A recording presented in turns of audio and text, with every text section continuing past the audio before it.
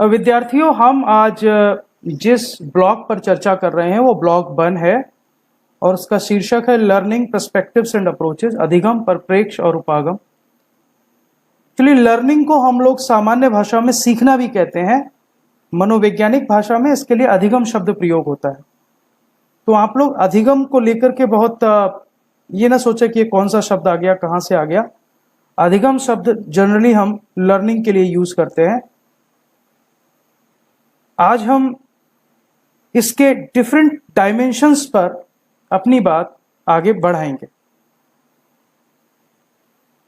सबसे पहले तो ये जाने कि ये जो कोर्स है BES 1 2 3, इसमें हमारे 4 या 5 मेजर फोकस एरियाज हैं। पहला फोकस एरिया ये है कि हम आपको ये समझाने की कोशिश करें कि लर्निंग और टीचिंग, सीखना और पढ़ाना, अधिगम और शिक्षण, ये इनको अलग अलग रूप में नहीं देखना चाहिए, इनको होलिस्टिकली एक प्रोसेस के रूप में देखना चाहिए। इसलिए आजकल जो शब्द इस्तेमाल हम करते हैं वो हम बात करते हैं teaching learning process, because teaching and learning both are integrated with each other. दोनों एक दूसरे के साथ जुड़े हुए हैं। ऐसा नहीं है कि टीचिंग कहीं और होगी, लर्निंग कहीं और होगी, ऐसी कोई स्थिति है नहीं। तो लर्निंग और टीचिंग को होलिस्टिकली एक साथ देखने की जरूरत है। ये कोर्स आपको इसके बारे में बात करता है। साथ ही जैसा कि हम जानते हैं कि अभी जो लर्निंग थ्योरी जिस पर हम ज़्यादा काम कर रहे हैं, जो जिस पेडागोजिकल अप्रोच पर हम लोग ज़्यादा ध्यान दे रहे हैं, वो कंस्ट्रक्टिविज्म है। और कंस्ट्रक्टिविज्म ये मानता है कि कुछ भी पढ़ाया नहीं जा सकता, अध्यापक का काम पढ़ने में मदद करना हो सकता है। आप सीखने में मददगार हैं, तो जो लर्निंग और टीचिंग की प्रोसेस है, शिक्षण और अधिगम की प्रक्रिया है, इसको ज्ञान निर्माण की प्रक्रिया के रूप में देखना चाहिए। It should be viewed as a process for construction of knowledge. ये इस कोर्स का एक फोकस है। साथ ही हमने इस कोर्स में यह भी ध्यान दिया है कि आप जो ये कंस्ट्रक्शन ऑफ नॉलेज की प्रोसेस है, जो ज्ञान निर्माण की प्रक्रिया है, जो कक्षा में होनी है, उसके लिए कौन सी उचित अधिगम युक्तियां, लर्निंग स्ट्रैटेजीज, लर्निंग रणनीतियां, अधिगम रणनीतियां, सीखने की कौन सी युक्तियां आप प्रयोग कर सकते हैं। तो उचित अधिगम युक्ति या सीखने के तरीके का कैसे पहचान करें, how to identify appropriate learning strategy for facilitating construction of knowledge, हमने इस कोर्स में इस पर बात की है। साथ ही जो टीचिंग लर्निंग प्रोसेस है वो बहुत कॉम्प्लेक्स प्रोसेस है। It is not a linear process. कोई ऐसी सीधी सीधी रेखा में चलने वाली प्रक्रिया नहीं है कि एक अध्यापक कुछ पढ़कर आएगा, बच्चों को कुछ बता देगा, बच्चे सीख जाएंगे। नहीं, टीचिंग लर्निंग के प्रोसेस में बहुत सारी चीजें इन्वॉल्व होती हैं। कक्षा का माहौल, वातावरण कैसा है, बच्चे की तैयारी कैसी है, बच्चे का बैकग्राउंड कैसा है, टीचर की भाषा क्या है, टीचर कौन सी लैंग्वेज, कौन से शब्द, उसकी वोकैबुलरी कैसी है, टीचर का बच्चों के साथ इंटरेक्शन के समय व्यवहार कैसा है, क्या बच्चे और टीचर एक ऐसा कंड्यूसिव लर्निंग एनवायरनमेंट क्रिएट कर पा रहे हैं जहां बच्चे फ्रीली अपने क्वेश्चन कर सकें और टीचर उनके प्रश्नों का उत्तर ढूंढने में उनकी मदद कर सके। तो ये एक बड़ी कॉम्प्लेक्स प्रोसेस है टीचिंग लर्निंग प्रोसेस। तो ये कैसे कॉम्प्लेक्स है, इसको आप एनालाइज कर सकें, इसके बारे में हमने इसमें बात की है। और साथ ही इस कोर्स में हमने ये भी फोकस की है कि टीचिंग लर्निंग प्रोसेस के जितने भी डायमेंशंस हैं, डिफरेंट डायमेंशंस, उन पर हम चर्चा कर सकें। और टीचर का role as a professional teacher और as a facilitator for learning, क्योंकि मैं लगातार बात कर रहा हूं कि कंस्ट्रक्टिविज्म ये कहता है कि शिक्षक की भूमिका एक मददगार की है जो अधिगम में मदद करती है। यदि अरविंदो को आप याद करिए तो महर्षि अरविंद ने कहा था, नथिंग कैन बी टॉट, कुछ भी पढ़ाया नहीं जा सकता, but everything can be learn, सब कुछ सीखा जा सकता है। इसका मतलब सीखने में हमारी भूमिका एक अध्यापक के तौर पर अपने विद्यार्थियों को मदद करने की है, एक फैसिलिटेटर की है। तो वो हम कैसे अपनी भूमिका निभा सकते हैं और अन्य विभिन्न भूमिकाओं में बात कर सकते हैं। और साथ ही ये कोर्स इस पर भी बात करता है कि आप एक टीचर के तौर पर कैसे नई नई युक्तियां, नई नई विधियां, नई नई रणनीतियों का प्रयोग कर सकते हैं, कैसे अपनी कक्षा की जो समस्याएं हैं, क्लासरूम प्रॉब्लम्स हैं, उनको सॉल्व करने के लिए एक्शन रिसर्च, क्रियात्मक अनुसंधान कैसे कर सकते हैं। तो इन सारे मोटे मोटे बिंदुओं पर इस पूरे पाठ्यक्रम के 4 ब्लॉक की 16 यूनिट्स में फोकस किया गया है। अब मैं बात करता हूं सबसे पहले ब्लॉक 1 की। पहले ब्लॉक का शीर्षक है लर्निंग पर्सपेक्टिव्स एंड अप्रोचेज, अधिगम अर्थात सीखना, इसके परिप्रेक्ष्य और उपागम। इसमें हमने कोशिश की है आपको अधिगम अर्थात लर्निंग की अर्थ, उसकी प्रकृति, उसकी प्रक्रियाएं समझा सके, और साथ ही जो लर्निंग थ्योरीज इस्तेमाल होती हैं, जो अधिगम की डिफरेंट थ्योरीज हैं, उनका आप प्रयोग कर सकें, और जो डिफरेंट अप्रोचेज यूज हो रही हैं उनका आप प्रयोग कर सकें। इसकी जो पहली यूनिट है उस यूनिट का टाइटल है अंडरस्टैंडिंग लर्निंग, अधिगम को समझना, अधिगम की समझ कि अधिगम आखिर है क्या, अधिगम का अर्थ क्या है, अधिगम कैसे होता है, अधिगम प्रक्रिया कैसे काम करती है, इस सब पर हम बात करेंगे इस यूनिट में।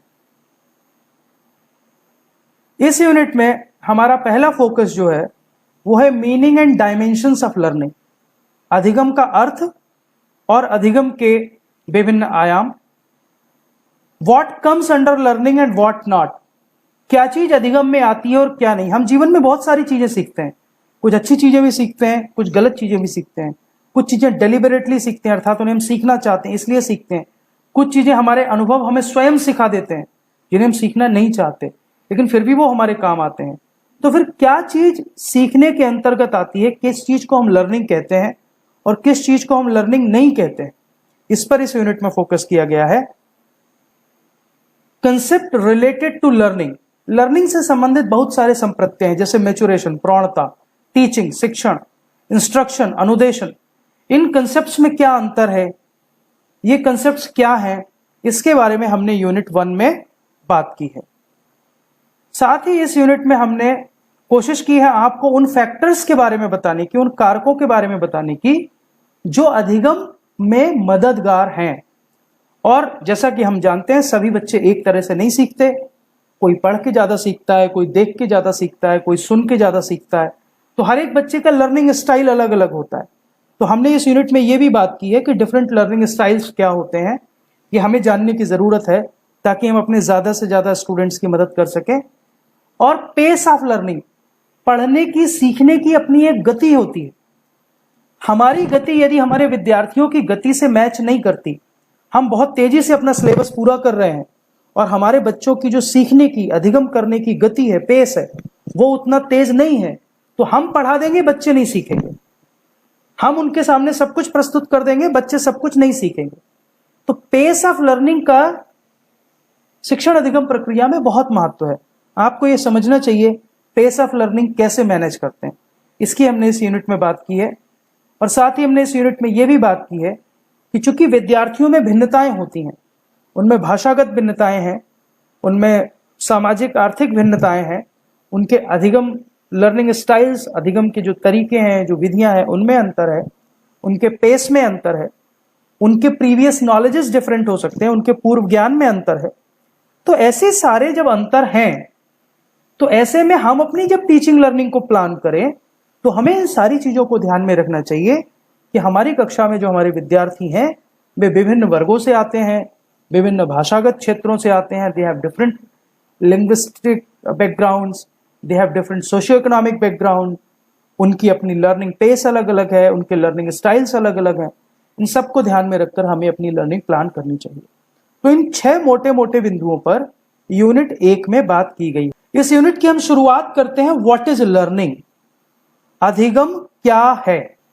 यह माना जाता है कि अधिगम अनुभवों के द्वारा, अभ्यास के द्वारा और प्रयासों के द्वारा जो व्यवहार में परिवर्तन लाए जाते हैं, उन परिवर्तनों को लाने की प्रक्रिया है। अगर आप लर्निंग की डिफरेंट डेफिनेशंस देखेंगे जो हमने भी अपने यूनिट में दी हैं, जहां भी आप लर्निंग के बारे में पढ़ेंगे, लर्निंग की बहुत सारी परिभाषाएं दी हुई हैं। बहुत सारे लोगों ने लर्निंग को अपने अपने अर्थों में परिभाषित करने का प्रयास किया है। Many people have tried to define learning in their own way, but the crux is that most of the psychologist and educationist, when they are talking about learning, they are talking in terms of behavior modification, व्यवहार में परिवर्तन। और वो कैसे आता है? Through experiences, through exercise and through effort, अनुभवों के द्वारा, अभ्यास के द्वारा और प्रयासों के द्वारा। और लर्निंग के बारे में एक बात और कही जाती है कि learning is relatively permanent change in behaviour. Learning के द्वारा, सीखने के द्वारा जो व्यवहार में परिवर्तन आते हैं वो बहुत तात्कालिक नहीं होते। ऐसा नहीं आज बिहेवियर चेंज हुआ कल बिहेवियर चेंज नहीं होगा, नहीं। बिहेवियर जो चेंज होता है वो रिलेटिवली परमानेंट होता है, थोड़ा स्थायी होता है। आप जो एक बार चीज सीख लेते हैं फिर आप उसका भविष्य में प्रयोग करेंगे। यदि आपने अच्छी आदतें सीख ली, भले माता पिता से सीखी, अध्यापक से सीखी, गुरुजनों से सीखी, धार्मिक स्थलों से सीखी, मंदिर मस्जिद गुरुद्वारे में सीखी, उन अच्छी आदतों का फिर आप अपने जीवन में उतार लेते हैं और उतार कर उनका लंबे समय तक प्रयोग करते हैं।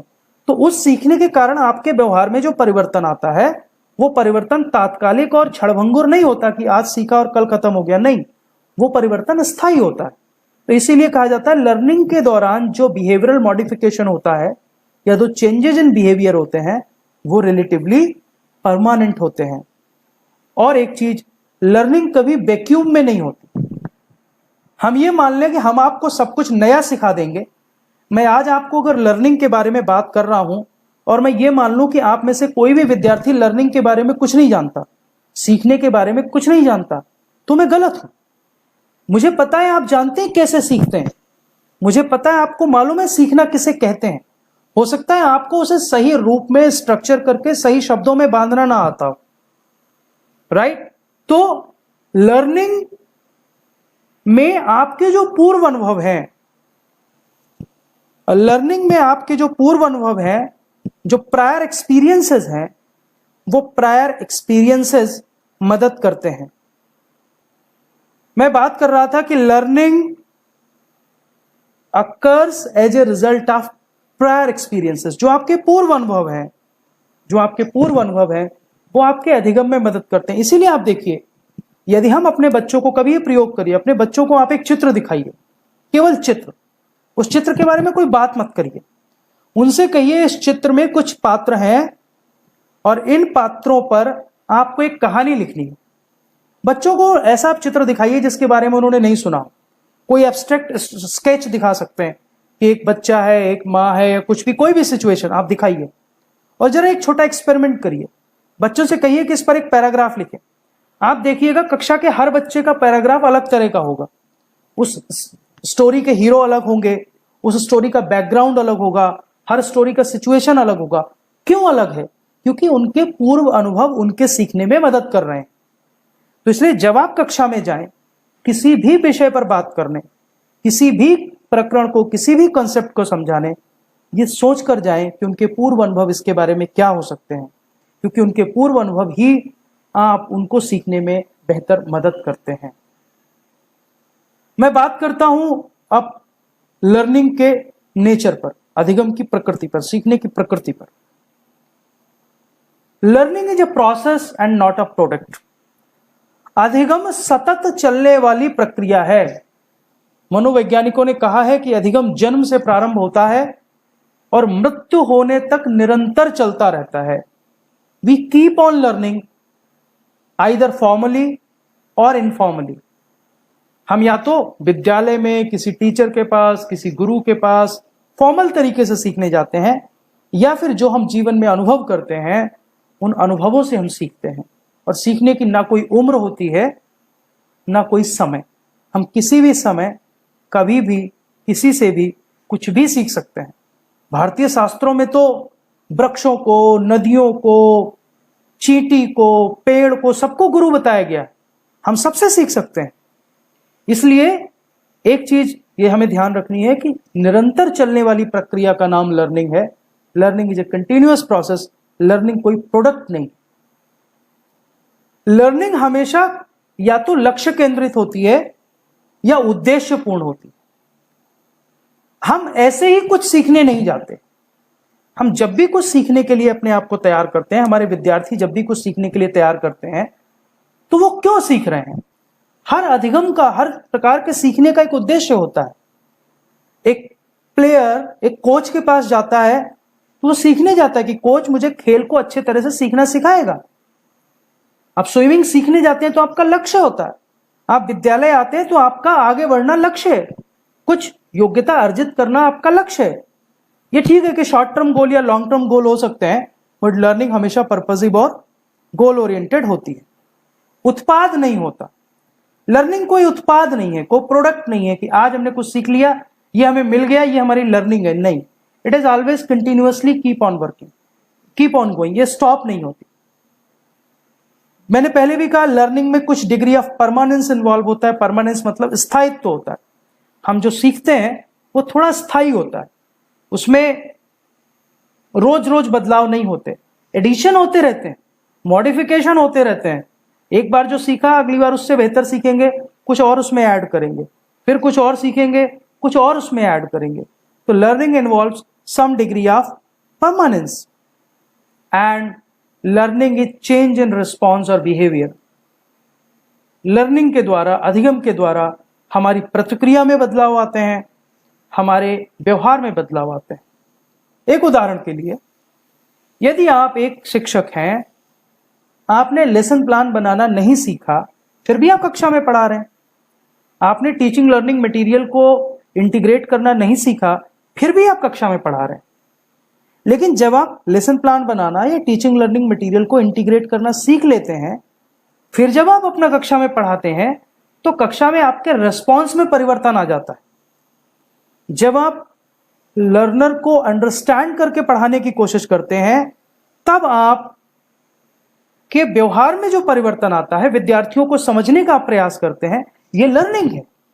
तो लर्निंग की प्रकृति में है कि लर्निंग से हमारी प्रतिक्रिया देने में और हमारे व्यवहार में, दोनों में परिवर्तन आता है। लर्निंग स्टाइल्स, अधिगम शैलियां, मैंने आपको बताया कि प्रत्येक विद्यार्थी का अधिगम करने का, सीखने का अपना अलग तरीका होता है।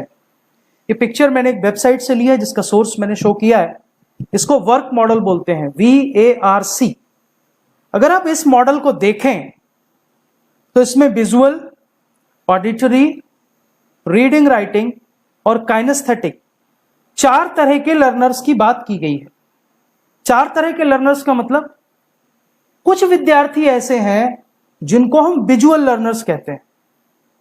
विजुअल लर्नर्स मींस ऐसे विद्यार्थी जो चित्रों के प्रयोग से, मानचित्रों के प्रयोग से, रेखा चित्रों के प्रयोग से, किसी चीज को देखकर नई सूचना को अच्छे से ग्रहण करते हैं। ऐसे विद्यार्थियों को हम विजुअल लर्नर्स कहते हैं।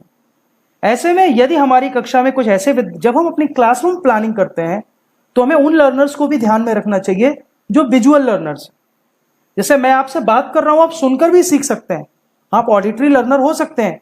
मैं एक बैनर लगाता और लगातार अपनी बात कहता रहता, आप सुनते रहते, लेकिन हो सकता है आप में से कुछ लोग मेरी बात को मेरी गति से नहीं पकड़ पा रहे हैं। लेकिन यदि मैं स्लाइड का प्रयोग कर रहा हूं, स्लाइड पर कुछ चित्र हैं, कुछ चीजें लिखी हैं, तो आप इन चित्रों और लिखे गए शब्दों को बेहतर तरीके से कनेक्ट कर पा रहे हैं मेरे साथ।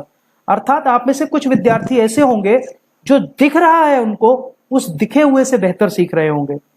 कुछ विद्यार्थी ऐसे होंगे जो उनको सुनाई दे रहा है। कुछ लर्नर्स ऐसे होते हैं जो बोलने और सुनने से सीखते हैं, जो बोलने और सुनने से सीखते हैं। ऐसे लर्नर्स को हम ऑडिटरी लर्नर्स कहते हैं। ऑडिटरी लर्नर्स अर्थात ऐसे विद्यार्थी, ऐसे शिक्षार्थी जो सुनकर या बोलकर सीखते हैं, उनको ऑडिटरी लर्नर्स कहा जाता है। कुछ ऐसे लर्नर्स होते हैं जो ना देखकर सीखते हैं अच्छा, न सुनकर अच्छा सीखते हैं, बल्कि जब वो खुद पढ़ते हैं तो ऐसे भी विद्यार्थी हो सकते हैं जिनको पढ़कर या लिखकर सीखने में मदद आती है, ज्यादा अच्छा वो सीखते हैं। पुरानी कहावत है कि यदि आप बोलकर पढ़ते हैं तो आप एक स्तर पर सीखते हैं, यदि आप बोलते हुए लिख लेते हैं तो आप दूसरे स्तर पर सीखते हैं, और आप केवल देखते हैं, बोलते हैं और लिखते हैं, तीनों काम करते हैं, तो आप और ऊंचे स्तर पर सीखते हैं। तो कुछ लर्नर्स ऐसे हैं जो रीडिंग और राइटिंग से सीखते हैं, ऐसे लर्नर्स को हम रीडिंग राइटिंग लर्नर्स कहते हैं। और कुछ लर्नर्स ऐसे हैं जो विजुअल, ऑडिटरी या रीडिंग राइटिंग की बजाय आपके जो हाव भाव हैं, आपके फेशियल एक्सप्रेशंस हैं, आप जिन क्यूज का इस्तेमाल कर रहे हैं, जो टेक्टाइल रिप्रेजेंटेशन है, जिससे वो या कोई उनको ऐसा वस्तु दे रहे हैं जिसको वो छूकर अनुभव कर सकते हैं। Touch, tactile means, kinesthetic means they can use their senses, their hands to touch. आप उनको दूर से बताइए कि सूक्ष्मदर्शी ऐसा होता है, उसका एक चार्ट बनाइए, नहीं समझेंगे। उनको सूक्ष्मदर्शी के पास लेकर जाइए, सूक्ष्मदर्शी उनके हाथ में दीजिए, जब सूक्ष्मदर्शी उनके हाथ में आएगा तो उसे छुएंगे, उसको टच करके देखेंगे और उसको बेहतर सीखेंगे। तो ऐसे विद्यार्थियों को हम काइनेस्थेटिक लर्नर्स कहते हैं।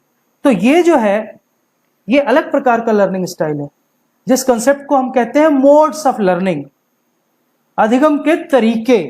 अभी तो हमने बात की लर्नर कितने प्रकार के होते हैं पिछली स्लाइड में। अब मैं बात कर रहा हूं लर्निंग के तरीके, सीखने के तरीके।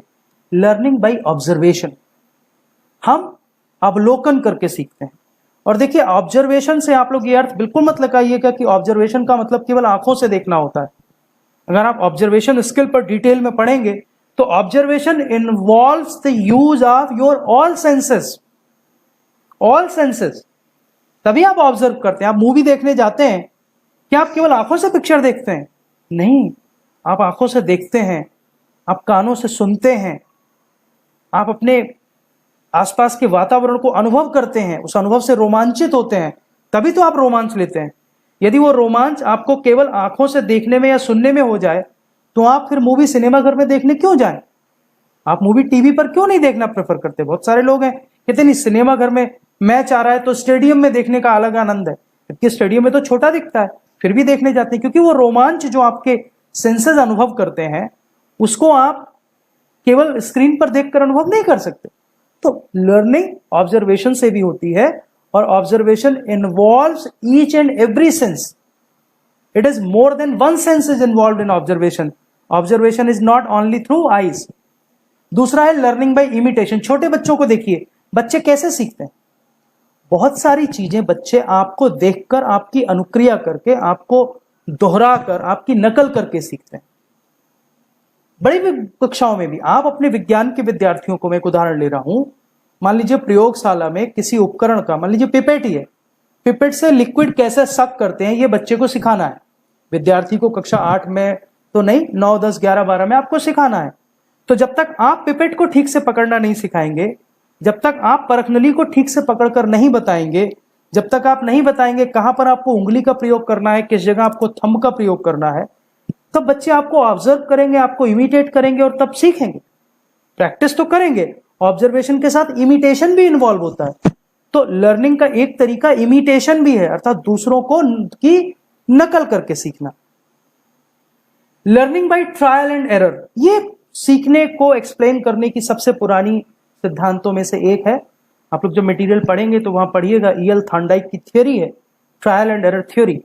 वो कहते हैं कि हम बहुत सारे प्रयास करते हैं, गलतियां करते हैं, गलतियों से सीख लेते हैं, उन गलतियों में सुधार करते हैं और फिर सीखते हैं। Every mistake, every failure is a learning. कोई भी असफलता नहीं है, वो एक सीखना है, एक अधिगम है। तो बहुत सारे लोग, बहुत सारे बच्चे ट्रायल एंड एरर से भी सीखते। Learning by insight, insight theory ये मानती है कि हम सब कुछ केवल ऑब्जर्वेशन, इमिटेशन और ट्रायल एंड एरर से नहीं सीखते। बीइंग अ ह्यूमन बीइंग, हमारे अंदर एक आत्म तत्व होता है, हमारे अंदर एक इंसाइट होती है जो हमें अचानक से कुछ समाधान दे देती है। और इसके लिए बड़ा अच्छा प्रयोग है जो चिंपैंजी पर किया गया था कि एक चिंपैंजी को बंद कर दिया गया था पिंजड़े में, और पिंजड़े के ऊपर केले लटका दिए गए थे, नीचे एक छड़ी डाल दी गई। चिंपैंजी सोचा मैं केले उतार लूंगा। चिंपैंजी ने केले उतारने की कोशिश की, उससे केले नहीं उतरे। चिंपैंजी ने बहुत प्रयास नहीं किए ट्रायल एंड एरर की तरह कि मैं कूदता रहूं, 1 हफ्ते तक कूदता रहूं, तब तक केले सड़ जाएंगे। नहीं, उसकी नजर पास में पड़ी, छड़ी पर पड़ी। उसे अचानक से कुछ दिमाग में आया, उसने छड़ी उठाई और केलों को मारी और केले उतार लिए। अर्थात उसके अंदर इंसाइट थी, उसके अंदर एक अंतः प्रज्ञा थी, जिस अंतः प्रज्ञा ने उसे सिखाया। मनुष्यों में अंतः प्रज्ञा अधिक होती है, बहुत सारी चीजें हम इंसाइट से सीखते हैं। All these things are modes of learning. कैसे बच्चे सीखते हैं, इस सब की बात हमने इकाई 1 में की है। इसी इकाई 1 में एक और इंपॉर्टेंट कॉन्सेप्ट है जिसकी हमने बात की है, ट्रांसफर ऑफ लर्निंग। एक परिस्थिति में सीखे गए ज्ञान का दूसरी परिस्थिति में हस्तांतरण कई तरह से होता है। पॉजिटिव ट्रांसफर, जैसे आप जब टाइपराइटर पर जो लोग टाइपिंग सीखते थे, एक समय था कि टाइपराइटर पर लोग सीखते थे, उसके बाद कंप्यूटर्स का कीबोर्ड आया, तो जो लोग टाइपराइटर पर बेहतर टाइपिंग कर पाते थे, जब कंप्यूटर की आया तो उन्होंने कंप्यूटर पर टाइपिंग करना कंपैरेटिवली तेज गति से सीखा। जो लोग साइकिल चलाना सीख लेते हैं, जब वो मोटरसाइकिल या स्कूटर चलाना सीखते हैं, तो साइकिल चलाने समय जो बैलेंसिंग का नॉलेज, जो बैलेंसिंग का लर्निंग उनको होता है, उसका प्रयोग वो स्कूटर या मोटरसाइकिल चलाते समय कर लेते हैं। तो ये माना जाता है कि जो लोग साइकिल चलाना सीख लेते हैं, वो मोटरसाइकिल चलाना या स्कूटर चलाना कंपैरेटिवली जल्दी सीखते हैं। ठीक, तो ये कहते हैं सकारात्मक स्थानांतरण, अर्थात एक परिस्थिति में सीखे गया ज्ञान यदि दूसरे ज्ञान को सीखने में मददगार हो तो वो पॉजिटिव ट्रांसफर होता है। दूसरा है negative transfer of learning. Yes, negative transfer of learning, जब एक परिस्थिति में सीखा गया ज्ञान दूसरी परिस्थिति या किसी नए ज्ञान को सीखने में बाधक हो। मैं इसका एक बड़ा क्लासिकल एग्जांपल देता हूं कि जब 31 दिसंबर को साल बदल जाता है, तो जनवरी के पहले हफ्ते में जब हम नई तिथियां डालना शुरू करते हैं, तो अक्सर वो पुरानी डेट लिखते समय जो वर्ष लिखने की आदत है वो हमारी कंटिन्यू करती है, और नई डेट्स को हम अक्सर पुराने साल में डाल देते हैं। ठीक, तो ये एक निगेटिव ट्रांसफर का अच्छा एग्जाम्पल है। और भी बहुत सारे एग्जाम्पल हैं। यदि हमने कोई एक चीज सीख रखी है, तो हमें वो सीखी हुई चीज यदि कुछ नया सीखने में दिक्कत करती, प्रेजेंट जीरो ट्रांसफर, जब कोई भी चीज एक सीखें और दूसरी सीखें और दोनों के सीखने में कोई संबंध ना हो, उसे जीरो ट्रांसफर ऑफ लर्निंग कहा जाता है। सेकेंड यूनिट है अप्रोचेस टू लर्निंग। जब हम अप्रोचेस टू लर्निंग की बात करते हैं विद्यार्थियों, कवर किया इस यूनिट में हमने कुछ कॉमन अजम्पशंस लर्निंग के कवर किए हैं, हमने बिहेवियरिस्ट अप्रोच की बात की है, हमने कॉग्निटिविस्ट अप्रोच की बात की है, हमने कंस्ट्रक्टिविस्ट अप्रोच की बात की है, हमने मेरिट एंड डिमेरिट, हर एक मेरिट अप्रोच के डिस्कस किए हैं कि बिहेवियरिस्ट अप्रोच में क्या मेरिट डिमेरिट होते हैं, कॉग्निटिविस्ट अप्रोच में क्या मेरिट डिमेरिट होते हैं, कंस्ट्रक्टिविस्ट अप्रोच में क्या मेरिट डिमेरिट होते हैं। तो इन सब की बात हमने की है। और आप अपने लर्नर्स के लिए अप्रोप्रिएट अप्रोच कैसे चुने, एक तरीका तो जो मैंने आपको डिस्कस किया, behaviourist approach, cognitivist approach, constructivist approach, classification का वो है। एक और तरीका है अप्रोचेस का, सरफेस अप्रोच। देखिए, ये बच्चों के सीखने की अप्रोच है, आप इसको अनुभव करिए। आप जब कक्षा में पढ़ाने जाते हैं तो कुछ बच्चे आपको ऐसे मिलेंगे जो सरफेस अप्रोच के साथ सीखते हैं, अर्थात मैं क्वेश्चंस का जवाब दे लूं, एग्जाम में पास हो जाऊं, बस जो आपने पढ़ाया है उसको रटकर आंसर कॉपी पे लिख दूं और पास हो जाऊं। Not deep thinking, not understanding, बस कैसे भी मुझे याद हो जाए और मैं अपने जो इमीडिएट ऑब्जेक्टिव्स हैं, जो तात्कालिक लक्ष्य है, उनको प्राप्त कर लूं। तो जिनकी ऐसी लर्निंग अप्रोच होती है वो सरफेस अप्रोच होती है। ठीक, दूसरा डीप अप्रोच। जो हमारी डीप अप्रोच है, उस डीप अप्रोच में आपको कक्षा में कुछ ऐसे विद्यार्थी मिलेंगे जो केवल पास होने के लिए नहीं पढ़ते, बल्कि वो इसलिए पढ़ते हैं, इसलिए सीखते हैं कि वो उस बात को समझ सकें, उस जो भी कंसेप्ट आप समझा रहे हैं उनकी गहराई तक जाने का प्रयास करते हैं। जब वो उनकी गहराई तक जाने का प्रयास करते हैं तो ये डीप अप्रोच कहलाती है। This is called deep approach of learning. Deep approach of learning. तो लर्निंग की एक तो सरफेस अप्रोच है और डीप अप्रोच है। मैं यहाँ एक और तीसरी अप्रोच की बात करता हूं। आजकल विद्यार्थी स्ट्रैटेजिक अप्रोच अपनाते हैं। ये स्ट्रैटेजिक अप्रोच क्या है? एक्चुअली जब उनके सामने कंटेंट आता है, जैसे आपके सामने जो हमारा स्टडी मटेरियल आता है, आप पहले उसके पूरे स्टडी मटेरियल को पूरा देखते हैं, इसमें क्या यूनिट्स हैं, क्या कंसेप्ट्स हैं, क्या सब कंसेप्ट्स हैं। और जब आप इनको देखते हैं तो आप एक अपने अंदर एक पिक्चर बनाते हैं, एक माइंड मैप बनाते हैं कि कौन सा कॉन्सेप्ट मुझे डिटेल में समझने की जरूरत है, कौन सा कॉन्सेप्ट मैं सरफेस अप्रोच से समझ लूंगा। तो आप एक स्ट्रैटेजी प्लान करते हैं कि अगर एक यूनिट में 8 कॉन्सेप्ट हैं, 7 कॉन्सेप्ट हैं, कौन सा कॉन्सेप्ट मुझे बहुत डिटेल में पढ़ने की जरूरत है, मेरे लिए बहुत ज्यादा उपयोगी हो सकता है, उसके लिए आप डीप अप्रोच अपनाएंगे। कौन से कॉन्सेप्ट को मैं केवल एक बार देख लूंगा, इसकी बहुत ज्यादा एप्लीकेशन नहीं है लेकिन इसको समझने की जरूरत है, डीप अप्रोच के लिए सरफेस अप्रोच तक जाने की जरूरत है। तो वो आप एक स्ट्रैटेजी प्लान करते हैं, इसको हम बोलते हैं strategic approach of learning, right. तो एक तो मैंने आपको बताई कॉग्निटिविस्ट, बिहेवियरिस्ट और कंस्ट्रक्टिविस्ट अप्रोच जो लर्निंग थ्योरीज पर बेस्ड है, और एक जब हम अप्रोचेस की बात करते हैं लर्निंग की, तो बच्चे किस अप्रोच से सीखते हैं, उनके सीखने की क्या अप्रोच है, इसके आधार पर भी लर्निंग अप्रोचेस को हम क्लासिफाई करते हैं। चलिए अब हम बात करते हैं बिहेवियरिस्ट अप्रोच की। एक्चुअली जो बिहेवियरिस्ट अप्रोच है वो बिहेवियरिज्म स्कूल ऑफ थॉट से निकली है, और वो ये मानती है कि अधिगम के द्वारा बच्चे के व्यवहार में परिवर्तन लाया जा सकता है। यदि मैं यहां पर जेवी वॉटसन को कोट करूं, तो जेवी वॉटसन ने कहीं कहा है कि मुझे 1 दर्जन बच्चे दे दीजिए, मैं किसी भी बच्चे को कुछ भी बना सकता हूं। अर्थात वो ये मानते थे कि जो एनवायरनमेंट है उससे बच्चों के व्यवहार में डिजायर्ड चेंजेस लाए जा सकते हैं, हेरिडिटी का उतना रोल नहीं होता। बिहेवियरिस्ट अप्रोच बेसिकली स्टिमुलस और रिस्पॉन्स पर काम करती है कि जब बच्चों को कोई स्टिमुलस दिया जाता है, कोई उद्दीपक दिया जाता है, उस उद्दीपक पर एक प्रतिक्रिया होती है। यदि प्रतिक्रिया सकारात्मक है तो बच्चे उस प्रतिक्रिया को सीख लेते हैं, उसको परमानेंट बना लेते हैं, अन्यथा उनकी प्रतिक्रियाएं बदलती रहती हैं। तो जो प्रतिक्रियात्मक थ्योरीज हैं वो सारी बिहेवियरिस्ट उपागम में आती हैं, और इसके सबसे क्लासिकल थ्योरी को हम पावलोव्स क्लासिकल कंडीशनिंग थ्योरी कहते हैं। पावलोव बेसिकली साइकोलॉजिस्ट नहीं थे, पावलोव एक बायोलॉजिस्ट थे। हमने कक्षा 11-12 में जब डाइजेस्टिव सिस्टम की फिजियोलॉजी पढ़ी थी, तब डाइजेस्टिव सिस्टम में हमने पढ़ा था कि पावलोव ने पाचन कैसे होता है इस पर रिसर्च किया था। लेकिन जब वो पाचन पर रिसर्च कर रहे थे, तब उन्होंने अपना जो सब्जेक्ट था रिसर्च का, डॉग, उसके बिहेवियर में कुछ चेंजेस देखे। Pavlov classical conditioning theory, Pavlov classical conditioning theory में उन्होंने कहा कि स्टिमुलस और रिस्पॉन्स के बीच एक कंडीशनिंग होती है, कनेक्शन बनता है, दिस कॉल्ड कनेक्टिविज्म। और उसका उन्होंने उदाहरण ऐसे दिया कि जब वो अपना प्रयोग कर रहे थे, उन्होंने देखा कि वो प्रयोग तो ये कर रहे थे कि कुत्ते में लार की मात्रा कितनी निकलती है। वो कुत्ते की लार पर एक्सपेरिमेंट कर रहे थे, लेकिन एक्सपेरिमेंट करते करते वैज्ञानिक हैं, चिंतक हैं, उन्होंने कुछ और ऑब्जर्व किया। उन्होंने देखा कि जब मैं कुत्ते के पास भोजन लेकर जाता हूं तब कुत्ते की लार निकलती है, और थोड़े दिन बाद उन्होंने अनुभव किया कि उनके भोजन लेने जाने से पहले ही कुत्ते की लार इस संकेत पर निकल जाती है कि भोजन आने वाला है। इसको इन्होंने एक्सप्लेन किया conditioned response, unconditioned response, conditioned stimulus और अनकंडीशनड स्टिमुलस। भोजन एक अनकंडीशनड नेचुरल स्टिमुलस है, लार के लिए एक प्राकृतिक स्टिमुलस है, जबकि लार एक नेचुरल रिस्पॉन्स है।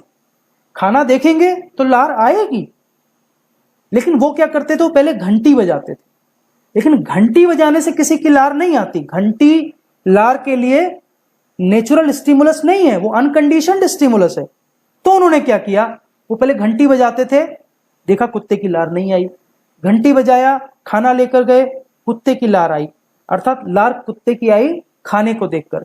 लेकिन धीरे धीरे कुत्ते ने सीख लिया, डॉग ने सीख लिया कि पहले घंटी बजती है फिर खाना आता है। तो वो कैसे कंडीशनड हुआ कि वो घंटी और खाने से लार टपकते टपकते एक समय ऐसा आया जब वो घंटी बजाए और कुत्ते की लार आनी शुरू हो गई खाना पहुंचने से पहले। अर्थात ये जो लार टपकने का नेचुरल रिस्पॉन्स था, ये घंटी जैसे अनकंडीशनड रिस्पॉन्स को कंडीशनड रिस्पॉन्स में बदल दिया। तो घंटी में भोजन के गुण की कंडीशनिंग हो गई। मैं इसका एक और बहुत क्लासिकल एग्जांपल देता हूं। चौराहे पर पुलिस का सिपाही अपने इशारे से गाड़ियों को इधर उधर आने जाने की अनुमति देता है। उसके वरिष्ठ अधिकारी, चाहे वो जिले के एसपी हों, पुलिस के बड़े अधिकारी हों, उनकी जब गाड़ी वहां से गुजरती है तो वह उन्हें सैल्यूट भी देता है। लेकिन वो कभी ये करते करते इतना अभ्यस्त और इतना बिजी हो जाता है कि वो गाड़ी जब भी निकलती है, भले उसमें साहब बैठे हो या ना बैठे हो, वो गाड़ी को सैल्यूट देने लगता है। This is conditioning, this is conditioning कि वो साहब के होने का गुण गाड़ी में ट्रांसफर हो गया। वो गाड़ी को देखकर सैल्यूट दे देता है, साहब गाड़ी में हो या ना हो। ये भी क्लासिकल कंडीशनिंग का एग्जाम्पल है।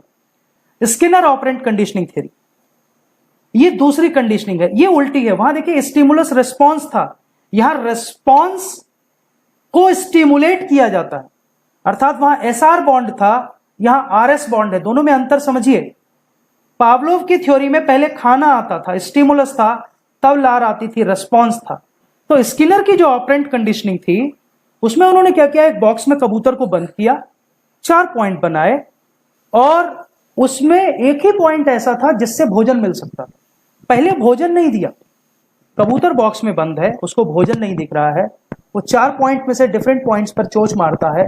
जैसे भी वो एक सही पॉइंट पर चोंच मारता है, खाने का एक दाना आता है। अर्थात पहले रेस्पॉन्स होता है चोंच मारना, फिर खाना आता है जो स्टिमुलस है। खाने को देखकर वो फिर चोंच मारता है और चोंच मारता है, फिर एक दाना आता है, फिर एक और चोंच मारता है। धीरे धीरे वो सीख जाता है उसे कहां चोंच मारनी है। This is called conditioning of response. Skinner की operant conditioning theory stimulus response की बजाय रिस्पॉन्स स्टिमुलस की बात करती है। इसीलिए जब हम इस थियरी की बात करते हैं तो क्लास में इसका एप्लीकेशन यह है कि जब हम बच्चों को पढ़ना बताएं, उससे पहले उनको बताएं कि वो क्यों पढ़, हम उनको क्यों कोई चीज बताना चाहते हैं। तो अपने लर्निंग ऑब्जेक्टिव्स को आप स्पेसिफिकली डिसाइन करें। और ये पूरी जो स्किनर की ऑपरेंट कंडीशनिंग थ्योरी है, ये रीइंफोर्समेंट पर बेस्ड है, पुनर्वलन पर बेस्ड है।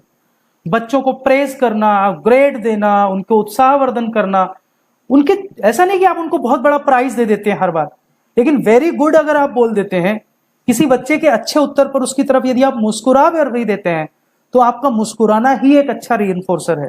वो आप अच्छे जेस्चर्स को यूज करिए। आप क्लास में बहुत गुस्से में रहेंगे, बच्चों की बात नहीं सुनेंगे, उनकी तरफ आंखें ततेरेंगे, तो फिर आपके जो बॉडी लैंग्वेज है वो अच्छी तरह से यूज नहीं हो पाएगी। तो आपकी बॉडी लैंग्वेज, आपके जेस्चर्स, पॉजिटिव नेगेटिव जेस्चर्स बच्चों को समझ आने चाहिए। ये भी रीइंफोर्समेंट का काम करते हैं। और रीइंफोर्समेंट ऐसा भी नहीं है कि हर उत्तर के बाद आप अच्छा अच्छा बहुत अच्छा करते रहेंगे तो कक्षा का आधा समय अच्छा अच्छा और बहुत अच्छा में बीत जाएगा। ठीक, तो कब यूज करना है, कितने समय पर यूज करना है, कहां यूज करना है, यह आपको ध्यान रखना है। और यह ध्यान रखिए कि आपको जब भी किसी को प्रेज करना है, उसने जब अच्छा काम किया है उसके तत्काल बाद उसे प्रेज करिए। ऐसा नहीं कि आज उसने अच्छा काम किया और आपने कहा नहीं, जब फाइनल सेशन में हम ग्रेड देंगे तब आपको वहां हम ए का A+ कर देंगे, 6 महीने के बाद। वो रीइंफोर्समेंट नहीं है। रीइंफोर्समेंट इमीडिएट इफेक्टिव होता है। जो इमीडिएट रीइंफोर्समेंट होता है वो भले ही गुड, वेरी गुड, एक्सीलेंट, कंधे पर आप थोड़ा सा हाथ मार दीजिए, वही उसके लिए बहुत बड़ा रीइंफोर्समेंट हो जाता है। उसके बारे में 2 बातें अच्छी कह लीजिए, वही बड़ा रीइंफोर्समेंट हो जाता है। तो जब भी कोई विद्यार्थी अच्छा काम करे उसको इमीडिएटली रीइंफोर्समेंट दे। तो उन्होंने एक रीइंफोर्समेंट शेड्यूल की चर्चा की है कि रीइंफोर्समेंट कब कब और कैसे कैसे दिया जाए। मैं आपसे चाहूंगा कि जब आप इस थ्योरी को पढ़ें तो शेड्यूल को जरूर पढ़ें। बिहेवियरिस्ट अप्रोच के बाद जो सेकंड अप्रोच है वो कॉग्निटिव अप्रोच है। कॉग्निटिव अप्रोच में 3 कंसेप्ट हैं। कॉग्निटिव अप्रोच ये मानती है कि बच्चे सबसे पहले तो डिफरेंशिएशन से सीखते हैं। जब उनके सामने कोई भी चीज आती है तो वो चीज उनसे और उनके वातावरण से कितनी और किस प्रकार भिन्न है, वो उसमें अंतर पहचानने की कोशिश करते हैं। That is called differentiation. फिर जब उनके पास बहुत सारी डिफरेंट चीजें आ जाती हैं तब वो उन सब चीजों को अलग अलग याद नहीं कर सकते, तो वे उनके बीच समानता ढूंढने के प्रयास करते हैं और उस समानता ढूंढकर एक कॉन्सेप्ट या एक जनरल कंक्लूजन निकाल लेते हैं। That is called generalisation. और तीसरा है रीस्ट्रक्चरेशन। प्रत्येक इंडिविजुअल अपने कॉग्निटिव स्ट्रक्चर्स का, अपने दिमाग में जो संप्रत्यय बनाता है, उनको जिनका उसने डिफरेंशिएशन किया है और जिनका उसने जनरलाइजेशन किया है, दोनों को अलग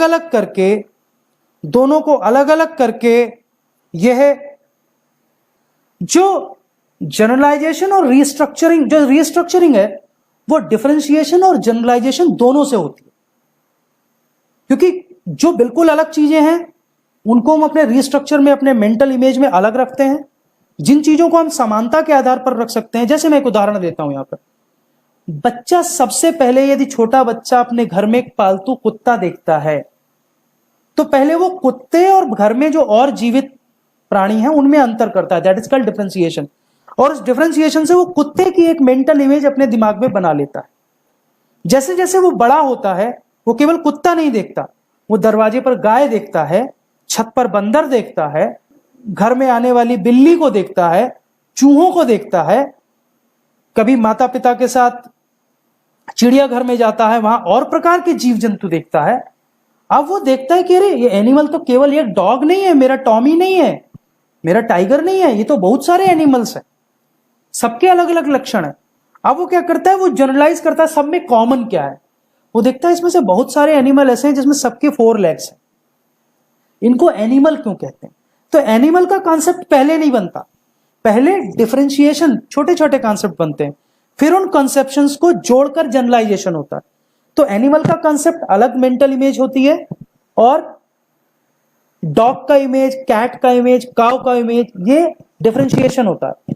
तो दोनों की रीस्ट्रक्चरिंग दिमाग में होती है, और तब वो अपना दिमाग में उन संप्रतियों को विकसित करता है। तो ये कॉग्निटिव अप्रोच है। कॉग्निटिव अप्रोच के जो सबसे बड़े प्रवर्तक माने जाते हैं जीन पियाजे। जीन पियाजे ने सीखने की प्रक्रिया पर जब बात की तो उन्होंने कहा सीखने की प्रक्रिया में कई चरण होते हैं। पहला चरण होता है एसिमिलेशन। एसिमिलेशन से पहले एक टर्म जीन पियाजे ने इस्तेमाल किया जिसको कहते हैं schema. Schema is a mental structure और मेंटल इमेज। बच्चा, विद्यार्थी, बड़ा, हम सब कोई जब कोई नई चीज पहली बार देखते हैं तो उसकी जो मेंटल इमेज हमारे दिमाग में बनती है वो स्कैमा होती है। और जैसा कि कंस्ट्रक्टिविज्म भी कहती है कि हमारे दिमाग खाली स्लेट नहीं है, हमारे दिमाग में बहुत सारे स्ट्रक्चर हैं। आपके बच्चे जब कक्षा में आते हैं, तो वे कक्षा में कुछ प्रीवियस एक्सपीरियंसेस के साथ आते हैं, उनके दिमाग में स्कैमा होते हैं, उनके दिमाग में मेंटल स्ट्रक्चर्स होते हैं। और जब आप उन्हें कोई नई वस्तु बताते हैं, कोई नया ज्ञान बताते हैं, कोई नया संप्रत्यय देते हैं, तो सबसे पहले वो क्या करते हैं, अपने ऑलरेडी अवेलेबल एक्सपीरियंसेस या उनके जो ऑलरेडी दिमाग में स्कैमा है उनके साथ इस नए ज्ञान को इनकारपोरेट करने, मिलाने की कोशिश करते हैं। तो ये जो process of incorporating new objects and experiences into existing schema, पूर्व से उपस्थित स्कैमा में इसको एसिमुलेट करने की जो प्रक्रिया है, दिस इज कॉल्ड एसिमुलेशन। तो पियाजे ने कहा कि एसिमुलेशन लर्निंग में मदद करती है। दूसरा है एकोमोडेशन। एकोमोडेशन में क्या होता है, अगर कोई नई परिस्थिति हमारे सामने आती है और उस परिस्थिति से हमारे एग्जिस्टिंग स्कैमा मैच नहीं करते, हमने जो पहले से सीखा है वो मैच नहीं कर रहा, तो क्या होता है कि प्रत्येक विद्यार्थी, प्रत्येक व्यक्ति अपने जो इंटरनल स्ट्रक्चर्स हैं, जो ऑलरेडी एग्जिस्टिंग स्कैमा है, उनको एडजस्ट करने की कोशिश करता है टू अकोमोडेट न्यू। जैसे मैं एक एग्जांपल देता हूं। एक बच्चे ने, जैसे मैंने अभी एनिमल का एग्जांपल दिया था, बच्चा सर्कस में गया या बच्चा चिड़ियाघर में गया और उसने देखा कि किस तरह से एनिमल का स्कैमा उसके अंदर डेवलप हुआ, टाइगर, लेकिन उसने एक स्कैमा डेवलप किया कि 4 पैर होते हैं। अभी उसने बहुत डिटेल नहीं देखा, वो थोड़ा आगे गया, वहां रेप्टाइल पार्क था, वहां उसने सांप देखे, मगरमच्छ देखे और बहुत बहुत प्रकार के रेप्टाइल, छिपकलियां देखी। उसने देखा कि ये कुछ चीजें इसमें अलग हैं एनिमल के जो मैंने अभी तक कैरेक्टर बनाए थे, और कुछ चीजें इसमें कॉमन है। तो वो क्या करता है, उसका जो अपना एनिमल का स्कैमा है उसी को एडजस्ट करता है, उसी को ब्रॉड करता है, उसी को बड़ा करता है।